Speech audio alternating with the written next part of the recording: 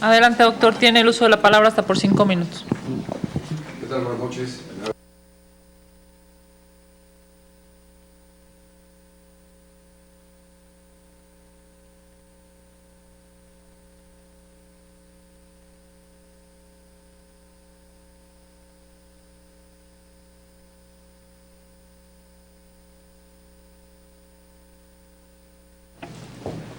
La gente no cree en el trabajo de la Comisión Nacional de los Derechos Humanos. Si bien es cierto, en 1990 la designación la hacía el presidente de la República, pues eso implicaba que este reclamo por los derechos humanos no nace de las organizaciones. Es una estrategia del gobierno federal en aquella época para dar una carta de presentación de que en nuestro país se protegían derechos humanos. Y así pasaron otro titular más y una presidenta de la Comisión Nacional de los Derechos Humanos, hasta que en el año 1999 se cambia la Constitución para darle este matiz de nombramiento del Senado de la República. Pero ¿qué pasaba en 1999 con esa primera designación que hace esta soberanía? Pues empiezan los grupos políticos a pugnar, sobre todo el que gobierna, el partido político gobernante, para que quede una persona que no le pegue tanto al gobierno federal. Entonces se hacen esas negociaciones. Si bien es cierto, se elige al titular o a la titular con 2/3 partes, esa idoneidad para que surtiera efecto tendría que rebasar la cuestión política. Hoy se requiere una presidenta o un presidente de la Comisión Nacional de los Derechos Humanos que salga con 128 votos de este Senado de la República. Se requieren 2/3 partes, pero solamente se puede fortalecer si sale una persona con la integridad de los votos. ¿Por qué? Porque así se garantizaría la idoneidad. De otra forma, sería cuestionable. Sé que existen estas 2/3 partes, pero que nos hemos dado cuenta con los nombramientos, no nada más del presidente de la Comisión Nacional de los Derechos Humanos, sino cualquier otro tipo de nombramiento. Negociaciones políticas. Si bien es cierto, es muy importante que el Senado de la República intervenga, tiene esta enorme responsabilidad, no deja de ser un órgano político y se requiere una persona técnica dentro de la Comisión Nacional de los Derechos Humanos, con capacidad de diálogo con las autoridades primeramente, que van a ser, como se dice coloquialmente, sus clientes, pero también con las organizaciones, también con las víctimas. Es indispensable que exista esta interlocución. ¿Cómo se puede proponer mejorar la Comisión Nacional de los Derechos Humanos cuando no se conoce su trabajo hacia el interior? Les quiero comentar que en el año 1990 o en el 92, en su incorporación al texto constitucional o en las diversas reformas que ha tenido, se empezó con un área de defensa y de protección de derechos humanos, o sea, una presidencia, una visitaduría general, una secretaría ejecutiva, pero después fue creciendo a una segunda visitaduría, a una tercera especializada, a una cuarta, a una quinta y una sexta. Y las áreas de promoción, de difusión, de educación, como herramienta básica de prevención, esas no crecen. Si hoy se crea una séptima visitaduría para menores, una octava para mujeres, una novena para otro grupo en situación de vulnerabilidad, ¿qué implica la creación de estas áreas sustantivas? Primeramente, un gasto enorme para la población, pero también implica que no se está resolviendo el problema, porque las violaciones se siguen dando. La crisis de derechos humanos en nuestro país no nace hace 2 años, hace 10 años, hace 15 años. Nuestro país siempre ha estado en crisis en materia de derechos humanos, se los he dicho. No fue un reclamo social, fue una carta de presentación a la Comisión Nacional de los Derechos Humanos. Pero también es muy importante entender que la materia de los derechos humanos tiene su base en la protección de la dignidad humana. Se requiere de esta sensibilidad para poder atender a las víctimas. Y para poder atender a las víctimas, porque desgraciadamente la Comisión Nacional de los Derechos Humanos, el trato de los visitadores adjuntos o del personal sustantivo no es un trato directo, es un trato a través de papeles. No se tiene esa parte importante que es esta vinculación. Es importante esa sensibilidad que deban tener los funcionarios públicos. ¿Y cómo la van a obtener? Mediante procesos de reclutamiento, de selección de personal, de permanencia, que atiendan a esta dignidad de las personas. Personas con una verdadera vocación y conocimientos previos en la materia, ya que si no se tiene esto, pues no se va a lograr transformar a la Comisión Nacional de los Derechos Humanos.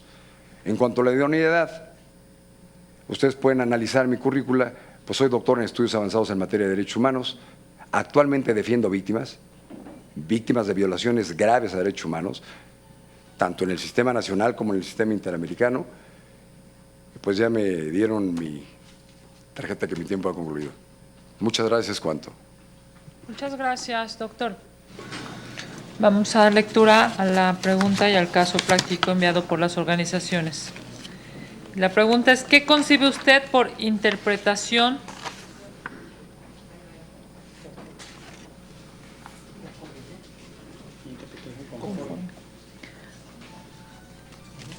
¿Qué concibe usted por interpretación conforme y tendría competencia la CNDH en un caso donde una televisora discrimine a una mujer por su forma de pensar en un evidente caso de violencia de género perpetrada a través del espectro radioeléctrico?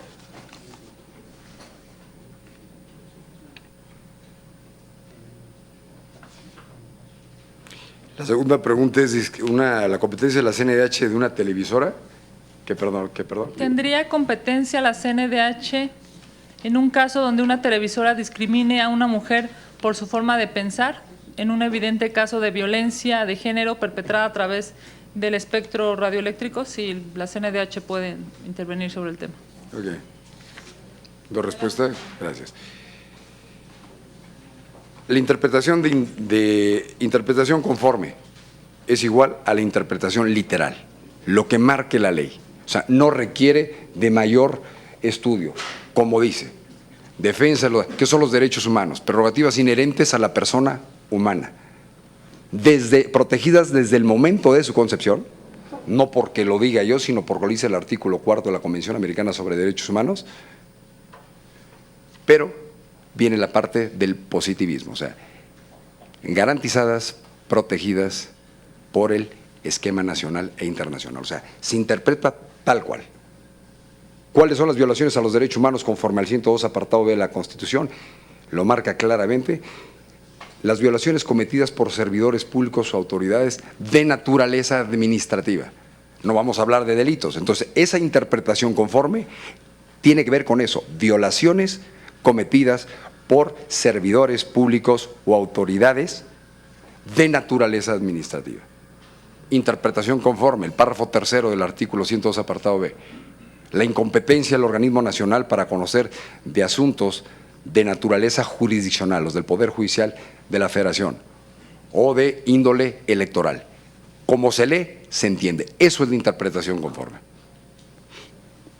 Y lo que ha pasado en nuestro país, desafortunadamente nos damos cuenta, sobre todo los casos que llevo de defensa de víctimas de violaciones a derechos humanos, cuando uno acude a una instancia para hacer efectivo el artículo 63.1 de la Convención Americana sobre Derechos Humanos, que habla sobre la reparación, o el párrafo tercero del artículo 1 de la Constitución, en donde el Estado está obligado a prevenir, a investigar, a sancionar y a reparar las violaciones a derechos humanos, uno va a la Comisión Ejecutiva de Atención a Víctimas y nos damos cuenta que este esquema de reparación integral no se da y que las víctimas sistemáticamente tienen que acudir a los mecanismos jurisdiccionales o no jurisdiccionales de una forma revictimizante para garantizar sus derechos humanos. Hoy en nuestro país existe una triple revictimización. ¿Por qué?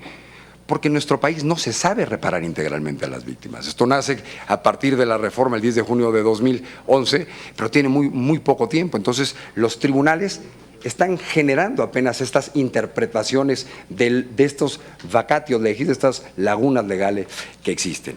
A la segunda pregunta, competencia de la Comisión Nacional de los Derechos Humanos, si una televisora, hay televisoras que son públicas, indudablemente quien trabaja ahí son servidores públicos, caen dentro de este espectro de la Comisión Nacional de los Derechos Humanos, porque servidores públicos, autoridades, una televisora que hace discriminación, claramente podría conocer la Comisión Nacional de los Derechos Humanos. Pero también hay una cuestión muy importante en esta pregunta que tiene que ver, en el caso, en cuestión de género, que podría ser, no nada más la discriminación es para las mujeres, hay discriminación para distintos grupos en condición de vulnerabilidad.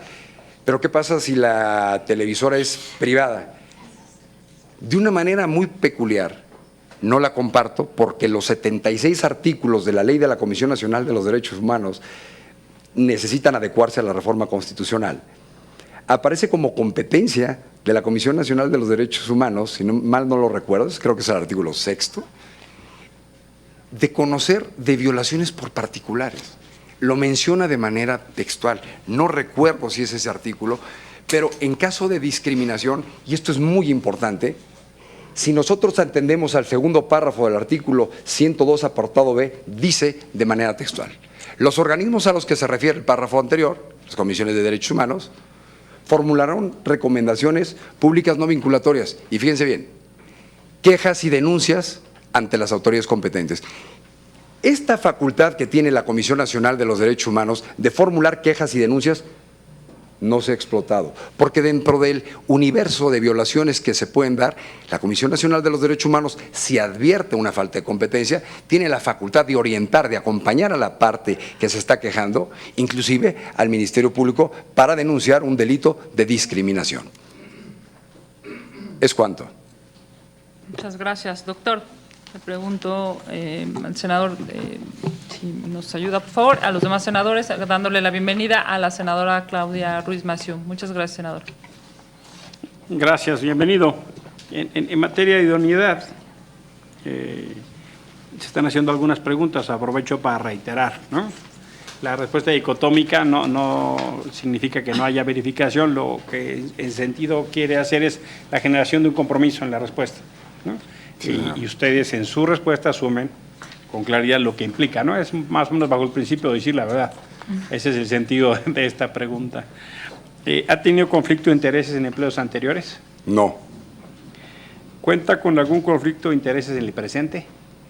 Pues si fuera electo presidente de la Comisión Nacional de los Derechos Humanos, tengo decenas de quejas en la Comisión Nacional de los Derechos Humanos e inclusive en un grupo, un colectivo de víctimas que represento, que es el de la Guardería ABC, para que la Comisión Nacional de los Derechos Humanos le diera la recomendación de la Guardería ABC, tuve que demandar a la Comisión Nacional de los Derechos Humanos en juicio de amparo porque no quería dar el expediente. En todo caso, en términos del artículo 12 de la Ley de la Comisión Nacional de los Derechos Humanos, es incompatible el cargo de presidente de la Comisión Nacional de los Derechos Humanos con cualquier otra función. ¿Qué haría en ese caso? Pues simplemente renunciaría a esa representación legal que tengo de docenas de víctimas, tanto en la Comisión Nacional de los Derechos Humanos como en los tribunales federales, juzgados federales, en la Comisión Ejecutiva de Atención a Víctimas, en el Sistema Interamericano de Protección de Derechos Humanos, y pues alguien más de la asociación civil en donde trabajo, pues tomaría esos asuntos y ese podría ser un conflicto de intereses, pero está previsto dentro de la misma norma. ¿Está o ha estado involucrado en casos de corrupción o fraude? No, nunca he estado involucrado. Por su respuesta, muchas gracias.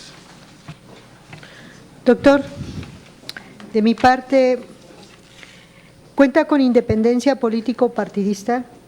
Totalmente, nunca he pertenecido a ningún partido político, ni tengo afinidad ni filiación política. Doctor, ¿cuenta con independencia religiosa? Sí.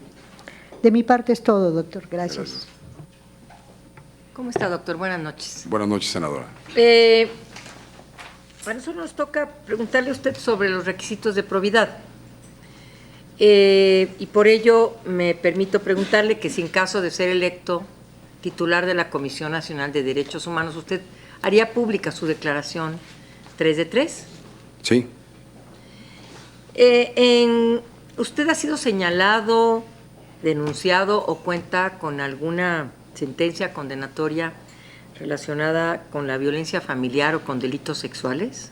No, que yo sepa, no. Condenado nunca. Señalamientos, pues no sé si alguna vez alguien me haya hecho alguno, pero que yo sepa, no. ¿Cómo que yo sepa?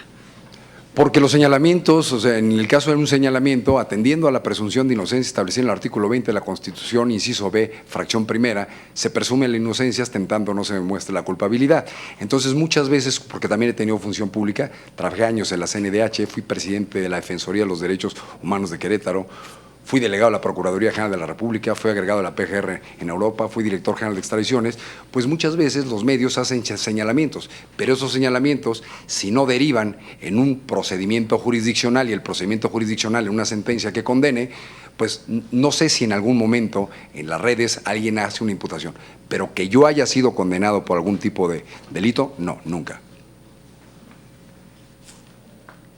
Pues fíjese que no me queda clara la respuesta, porque usted debería tener conocimiento o no, simple y sencillamente, si ha sido señalado, denunciado o cuenta con sentencia condenatoria por violencia familiar o por delitos sexuales. Repito, que yo conozco un señalamiento que quizá me pudieran haber hecho, que yo conozca, no. Sentencia, jamás he tenido una sentencia condenatoria. Gracias. ¿Ha sido señalado, denunciado o tiene una condena o una sentencia condenatoria por incumplimiento de obligaciones alimentarias? Bueno, me queda claro que ni señalamientos ni condena, no. ¿Y ha expresado opiniones públicas en materia de derechos humanos en redes o contrarias a los derechos humanos? No. Muchas gracias. Respecto a su experiencia, buenas noches. Buenas noches, senador. ¿Está usted comprometido con la progresividad de los derechos humanos? Completamente. Progresividad, universalidad, indivisibilidad, con todos los principios, el principio por persona. ¿Ha trabajado con víctimas de violaciones de derechos humanos? Trabajo a diario con víctimas de violaciones de derechos humanos.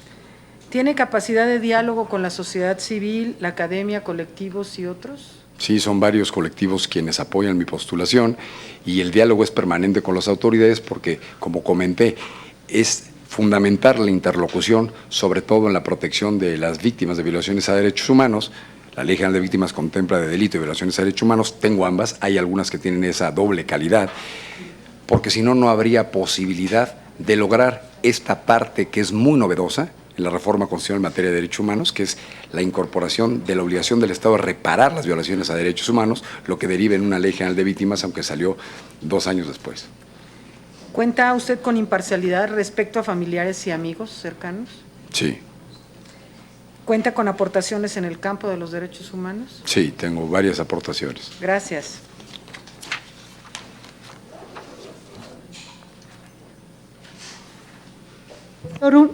Una pregunta.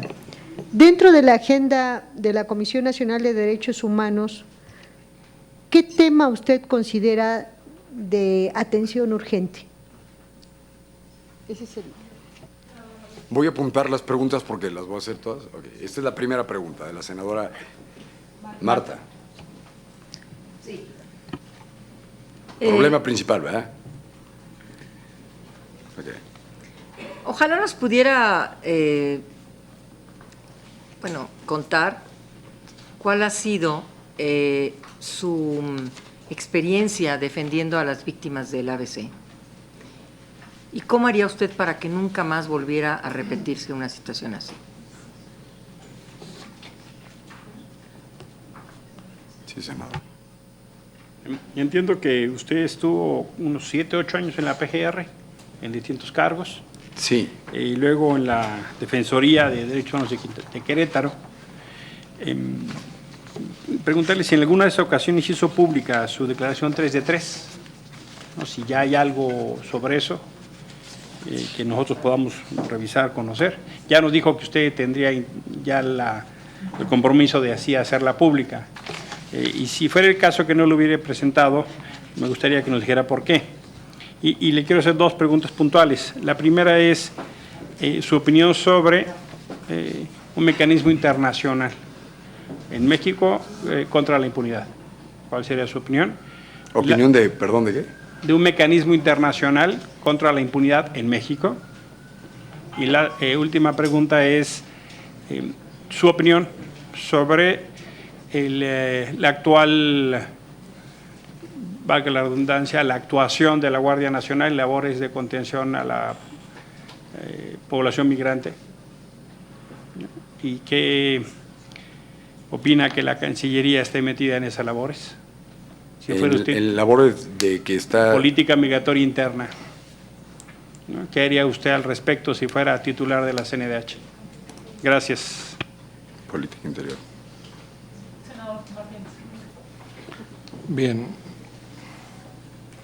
Doctor Nava, me gustaría conocer su opinión sobre si las personas morales son posibles sujetos de la protección del sistema. Como usted sabe, la interpretación conforme es la interpretación que se le da a las garantías locales conforme a los tratados internacionales.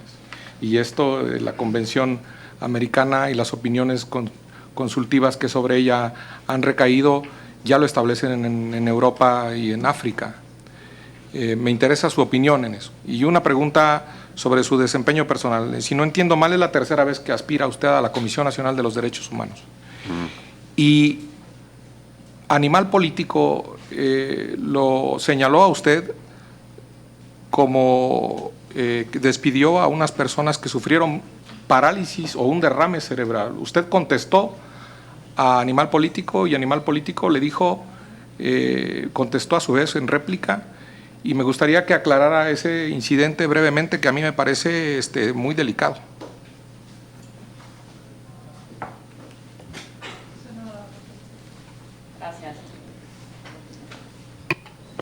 Gracias, doctor. Una pregunta muy simple. Con la experiencia que usted tiene, ¿de qué manera usted realmente llegaría a acercar las funciones de la Comisión de Derechos Humanos en las zonas indígenas?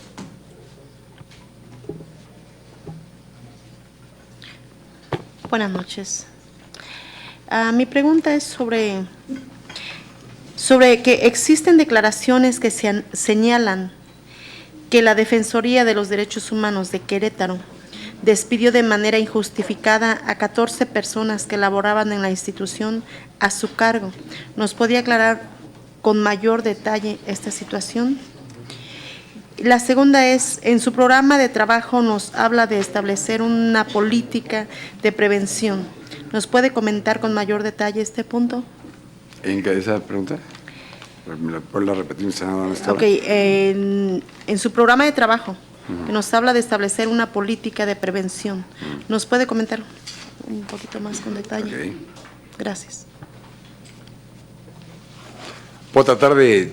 Bueno, perdón. Falta, creo que vuelve una senadora. Doctor, Sí. es evidente que su reconocimiento como abogado, sobre todo en el tema de la guardería, es público. De las primeras visitas que la Comisión de Derechos Humanos tuvo aquí en el Senado justamente fueron las familias de la guardería ABC, y entendiendo que no debe ser un tema necesariamente fácil de exponer en público, y entendiendo también que son pues los derechos de sus clientes, la pregunta sería, si usted fuera ombudsperson de este país, esas familias en específico, no solo las que usted defiende, sino todas las familias de ABC, ¿en qué les cambiaría?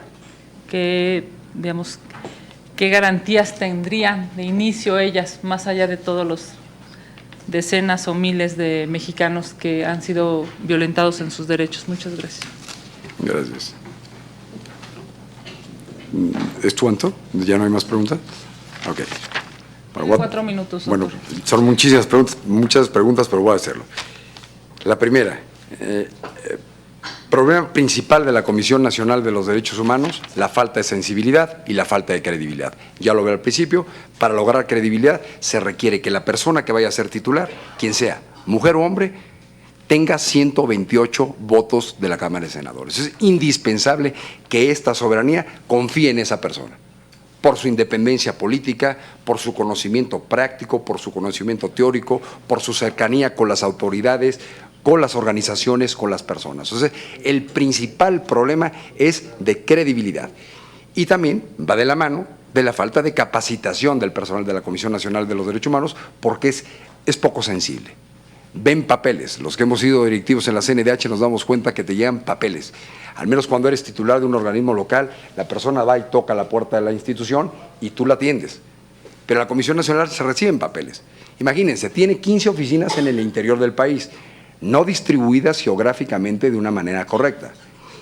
Pero tiene 8 edificios aquí en la Ciudad de México. Esos son los inmuebles de la Comisión. No hay una presencia nacional, territorial, en donde se pueda combatir las violaciones de derechos humanos. Si ustedes analizan hoy la página de la Comisión Nacional de los Derechos Humanos, van a encontrar que dice que en el año 2019 va a haber 87 recomendaciones, no son 87, son 85, hay 2 espacios que no los pone. La mayor parte de las quejas, aún siendo cometidas por autoridades federales, proceden del interior del país. La autoridad más recomendada, y sigue siendo la misma, Instituto Mexicano del Seguro Social. 17 quejas en el 2019, se puede consultar la página.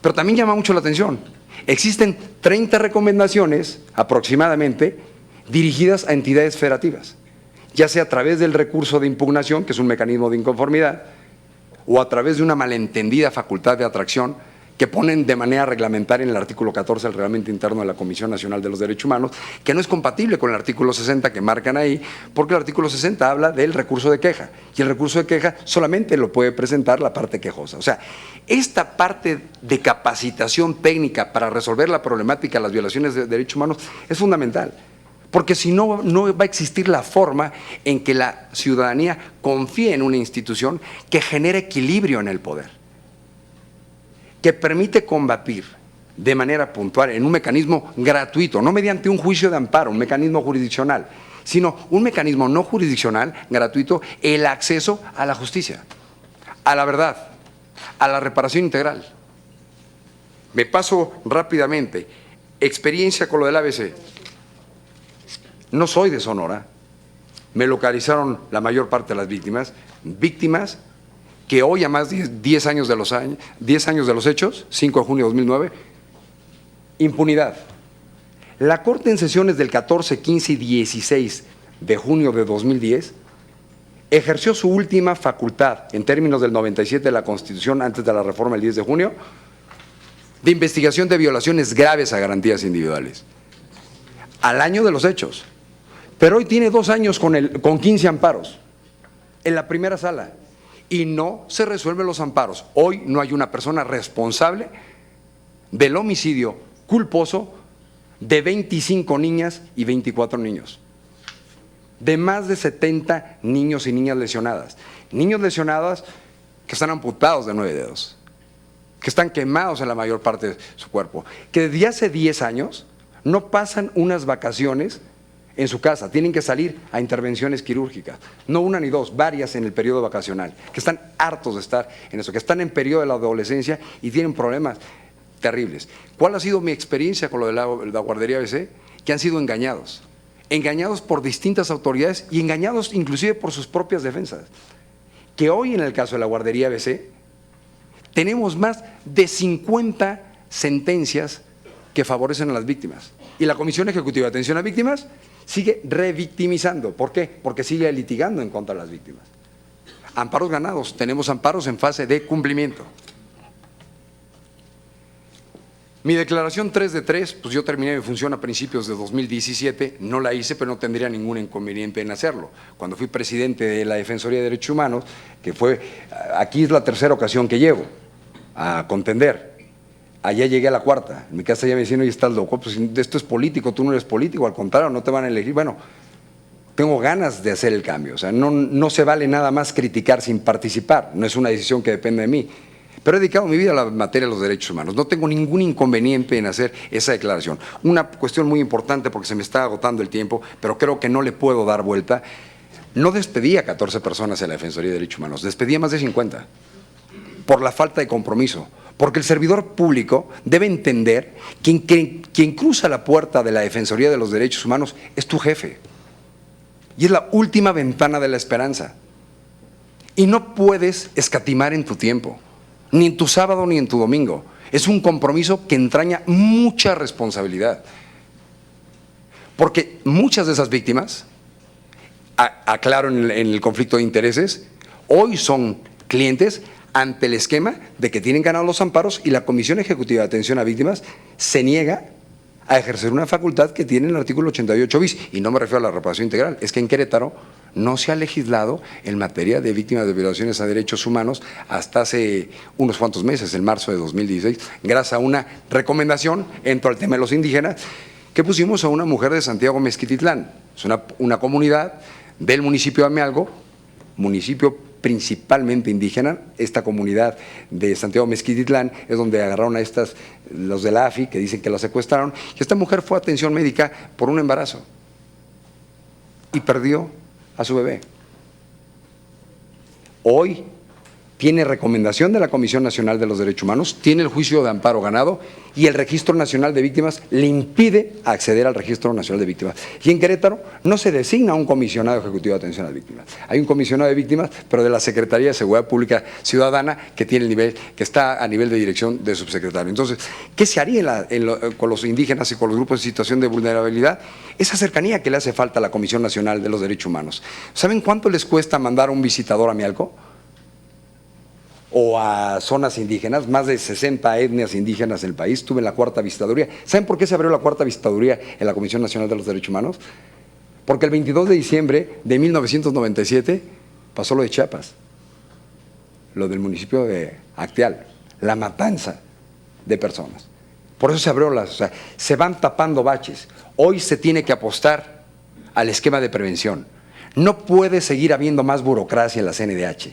Se tiene que equilibrar las áreas de queja, de protección, con las áreas de promoción. Ustedes, soy profesor universitario de muchos años, ustedes le pueden preguntar a cualquier persona que haya escuchado los derechos humanos, escritos, en televisión, en radio, todo el día oímos derechos humanos. ¿Qué son los derechos humanos? No va a saber responder. Se ha escuchado que son los derechos humanos, pero ¿cuál es su esquema de protección? ¿Cuál es su esquema de garantía? ¿Cómo está ese desequilibrio entre la protección y la garantía de varios derechos humanos? La gente no lo sabe. Me decía el senador Germán, una pregunta por demás trascendente. ¿Son sujetos de protección las personas morales? Pues la Corte dice que sí. Pero en este caso, difiero. Ustedes saben que la primera sentencia tardía, 2008, de la Corte Interamericana de Derechos Humanos fue en el caso de Castañeda Woodman contra el Estado mexicano. No le dejaron competir para ser presidente de la República en una candidatura independiente cuando cubría los extremos de la Constitución. Pero, ¿qué hizo el Congreso de la Unión como reforma a raíz de esa sentencia de la Corte Interamericana, la primera? En el año 2012, para ser concretos, en agosto de 2012, se modifica el artículo 35, fracción segunda de la Constitución Política del país. En el artículo 35, fracción segunda, se establece el derecho a poder ser votado. Artículo 35, fracción segunda, fracción primera, poder votar, segundo, ser votado, participar políticamente. ¿Y saben qué se incorpora ahí en el 2012? Que los partidos políticos tienen la dignidad de personas humanas. O sea, un derecho político está hecho.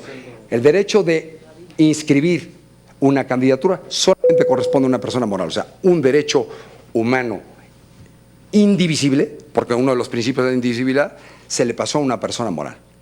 Son esas cosas, pero fíjense, 2012, estamos hablando del principio de progresividad. Hagamos un favor, todavía tenemos más participantes. Si pudiera concluir, muchas gracias. Bueno, sabes que son muchas preguntas las que me hacen y sí me gustaría contestar todas, pero no voy a tener tiempo. El despido de las personas de la comisión, ya lo dije, ¿qué se trata?